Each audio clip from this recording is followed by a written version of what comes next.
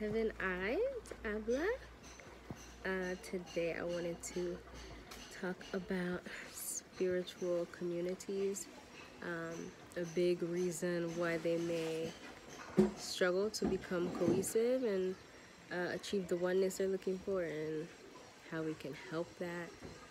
So basically, I'm also growing and listening and learning, and I'm noticing that to create a spiritual community, if you want to find and cultivate your spiritual family and community under one truth, you have to completely relinquish the identity you harbored in the world.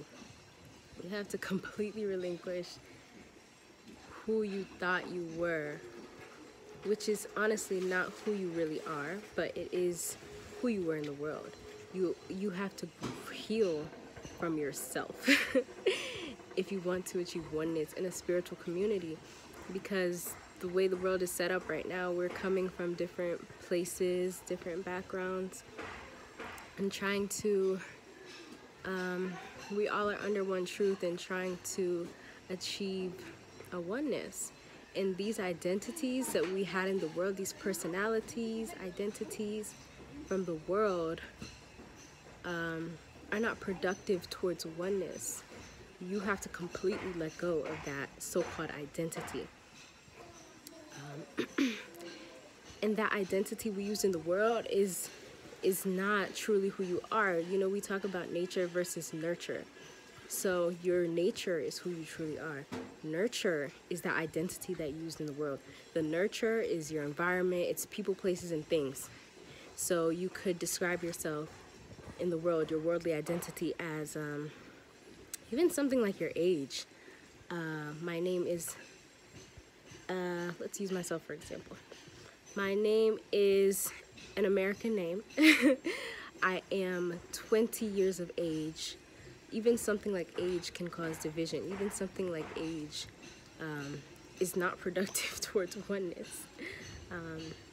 Something like the construct of age. I am from West Africa. I grew up in this state, in the East Coast. I like to do XYZ because that's how I grew up. I only communicate like this because that's how I grew up, and that's what I learned. So those things are just people, places, and things. Let me take out people for now and just say places and things from our environment that we collect. You know, as you're growing in the world, you collect people and things. People, places, and things. You collect that, and you think that becomes a part of your identity, but that's not your true identity. So then you come into a spiritual community, or you want to join a different community and you want to grow, and everyone is having a collection of different things from the world, different things from their environment. Even myself, for example, I can say right now that when I meet a sister from West Africa, she doesn't even have to be from my same country where I was born, I instantly feel a connection. You know, you speak the same pidgin, you speak the same ways, you have some type of connection, you think your parents are the same, you grew up the same. Or let's say in the States, someone from New Yorkers meet each other, you're like, you're from New York, I'm from New York, instant connection. And these false senses of identity can cause friction. They can cause certain togetherness, but that's false togetherness. Just because you're from New York and I'm from New York doesn't mean we need to be one or we are one. That's from the world that we're taking. We're using the world to relate, and we need to use ourselves to relate. We don't need the world to relate to each other. So it causes a false sense of oneness because you're using the world to relate, and then it causes friction between those who may not be from New York, who may not be from West Africa. And it's almost disrespectful to the growth of oneness because we're all under one truth, but simply because others want to use the world to relate, it creates a bond a false bond, and that could cause friction between community members. If you're noticing false bonds, and you can't force yourself to be from New York, so you can't relate to that worldly bond. And so we have to relinquish our entire worldly identities, where you're from, where you grew up, how you grew up, even something like your name, even something like your age. You need to relinquish the way you were nurtured in the world, because the world cannot nurture you. The world is going to give you these things. So when you want to create community, when you want oneness, it's going to be an obstacle. The world is it's a sticky situation in the world, because people really hold on to these identities. I just use myself for an example, the way I can relate easily to those from West Africa, when that's nurture. That's how it was nurtured, you know. That's a worldly relation, that's a worldly bond. We need to, you know, relate based on who we truly are, not these worldly personalities and people's, places, and things we've collected. Who you truly are. And you can even think of your inner child at this point. The term inner child is used.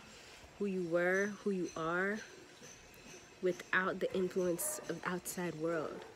And then that builds a spiritual community and allows oneness, because it's not a whole bunch of different people from a whole bunch of different places.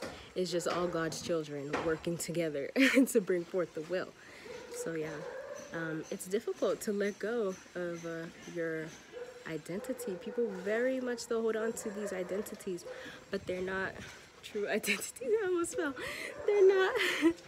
It's not your true identity.